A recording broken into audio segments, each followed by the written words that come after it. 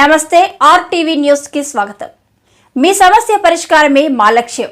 మీ సమస్యలను వాట్సాప్ చేయండి చాలు. 9492726238. మా వార్తలు మీకు నచ్చినట్లయితే లైక్ చేయండి, షేర్ చేయండి, సబ్స్క్రైబ్ చేయడం మాత్రం మర్చిపోకండి. చింతపల్లి మండలం ఎర్రబొమ్మల పంచాయతీ తప్పలమావుడి గ్రామాల మధ్యలో రోడ్డుకు అడ్డంగా పడిన చెట్లను తొలగిస్తున్న సామాజిక సేవకుడు అర్జున్ రెడ్డి ఇతరులు.